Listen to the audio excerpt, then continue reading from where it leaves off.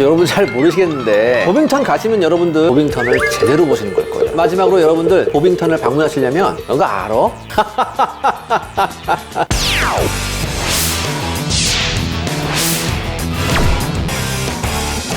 안녕하세요. 순삭 밀톡 시간이 다시 돌아왔습니다. 보빙턴 가시면 여러분들 전차만 있는 게 아니에요. 물론 전차가 대부분인데 초입에 좀 여러 가지 세트를 좀 해서 1차 대전의 좀 분위기를 느낄 수 있는 그거를 좀 찍어온 게 있습니다. 제가 그걸 한번 여러분들한테 보여드리고 싶어서 오늘 이런 시간을 한번 더 마련해 봤습니다. 자랑하는 건 아니에요. 자, 첫 번째 장면이 뭐냐면 1차 대전 때 참호 장면이에요. 재현을 해놨는데 그 길을 따라가 보면서 한번 찍어봤습니다. 저기 영국군이 보이죠? 들어가서 돌아 나오는 게 한 20여 초밖에 안 되거든요. 근데 들어가자마자 벽처럼 참호가 있고 그 좁은 통로로 가야 되니까 그 20초도 제가 좀 답답한 느낌을 느꼈거든요. 근데 여기서 뭐 일주일을 계속 이런 참호에서 견뎌야 된다라고 하면 전 정말 상상도 하기 싫더라고요. 1차 세계대전이라는 건 여러분들 참호전이라고 하잖아요. 트렌치 워페어라고 해가지고 영국군이 됐던 프랑스군이 됐던 독일군이 됐던 어느 쪽이나 마찬가지로 2, 3m 깊이의 참호를 판 다음에 거기서 생활을 했었어요. 근데 이게 말이 생활이지 우리가 상상도 하기 싫은, 용변도 잘 못 봐요. 화장실에 항상 저격수들이 총을 대놓고서 노리고 있거든요. 그러니까 어쩔 수 없이 깊이 화장실을 만들어 놔야 되죠. 근데 처리는 어떻게 할 거냐는 얘기지. 비라도 한번 넣어보세요. 다 넘치고요. 통로로 물이 차요. 거기에서 또 많은 병사들이 익사했었어요. 거기서 계속 발이 물에 잠겨 있죠. 나중에 이게 또 병이 돼요. 참호족이라고 해서 발이 썩어 들어가는 병이 생겨요. 1차 대전 때 악마의 삼형제가 참호, 기관총, 그리고 철조망이에요.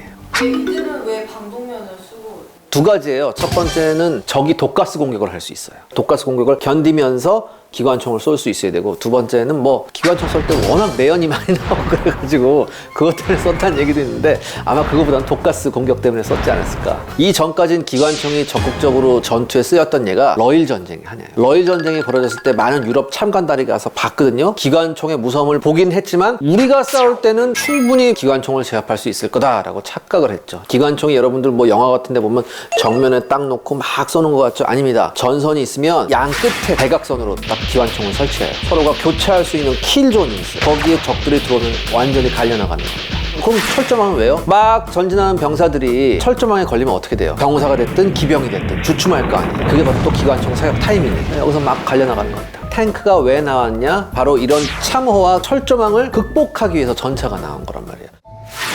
이 참호에서 탱크가 옵니다. 탱크가 지금 넘어오고 있죠? 그걸 본 독일군 병사 한 명이 도망가고 있고 술탄을 주고, 병사 한 명은 아주 공포에 질린 얼굴로 전차를 바라보고 있죠. 아마 저라도 저런 쇳덩이가 참호를 극복하면서 넘어오면 공포에 질렸을 거예요. 제가 저 독일군 병사한테 설명을 해주는 거야. 전차 처음 보지? 살려면 빨리 뛰어가. 수류탄 같은 거 다 놓고 그냥 뛰어가야 돼 라고 설명해주고 있는 교수님께서 아마 저걸 찍었을 거예요. 작가님, 제 얼굴이 너무 밝아요? 원래 이 전차라는 게 트랙터에서 아이디어를 따왔거든요. 영국군 공병 장교 중에 어니스트 던롭 스윈튼이라는 사람이 있어요. 이 사람이 농업용 트랙터를 보고서 거기서 컨셉을 얻어서 전차를 만든 거예요. 이제 저기다가 철판을 두르고 대포를 달아서 하면 참호를 넘어갈 수 있겠구나 라고 생각한 거죠. 그 다음에 제가 여러분들한테 보여드릴 장면은 1차 대전 당시 영국군 전차의 내부입니다. 마크 5 전차의 내부를 한번 보여드릴 텐데요. 전차 중간에 아주 거대한 엔진실이 있죠. 그 다음에 통로가 아주 미로처럼 되어 있습니다. 저 앞쪽은 지금 운전석이고요. 여기를 돌아서 다시 엔진룸 옆을 지나서 나갈 수가 있죠. 이때 당시에는 엔진 기술이 아직 그렇게 발달하지 않았었기 때문에 이 정도 육중한 물체를 옮기려면 엔진도 커야겠죠. 그래서 이렇게 커다란 엔진을 넣은 겁니다. 근데 여러분 생각을 해보십시오. 저 큰 엔진이 계속 소음을 낸단 말이죠. 그러면 그 안에 있는 병사들은 서로 의사소통이 어떻겠습니까? 잘 안 됐어요. 그래서 조종수가 그냥 앞에 있는 조그만 관측창을 보면서 그냥 가는 거예요. 다른 전차하고 통신도 안 돼요. 자기네 전차 앞에 아군이 지금 있는지 없는지도 몰라요. 그냥 가는 겁니다. 누군가 이제 전차를 두들기면서 이제 멈춰라. 그러면 이제 쓰는 거죠. 강아지만한 쥐가 있더라고요. 왜냐하면 이게 수많은 사람이 죽었을 거 아니에요. 그 시체 처리를 의외로 쥐들이 했었어요. 쥐들이 사람 살을 파먹고 강아지만큼 커지는 거예요. 사람만 보면 살아있는 사람한테도 먹이로 생각하고 달려드는 겁니다. 자고 있으면 쥐가 공격을 해요. 그래서 잘 때 얼굴에다 철망을 쓰고 자는 병사들이 많아요. 여러분들 보빙턴 박물관 가시면 실내에도 여러 가지 전차가 전시되어 있지만 실외에 오히려 더 많은 전차가 전시되어 있는 경우가 많으니까 시간을 충분히 여유를 두고 가시고 야외까지 한번 쭉 돌아보시기 바랍니다. 그리고 여러분들 만약에 보빙턴을 방문하시려면 박물관의 웹사이트를 한번 들어가 보세요. 아마 9월쯤에 티거데이라고 있을 거예요. 티거뿐만 아니라 여러 가지 전차들이 기동하는 걸 직접 보고 심지어 탈 수도 있는 그런 이벤트 데이가 있거든요. 그때 가시면 아마 보빙턴을 제대로 보시는 걸 거예요. 저는 7월 달에 가서 이걸 못 봤어요. 너무 안타까워요. 1차 대전 때 왜 참호전을 한 거죠? 그 터커멘터리 전쟁사 1차 대전편을 보세요. 아직도 안 봤어요?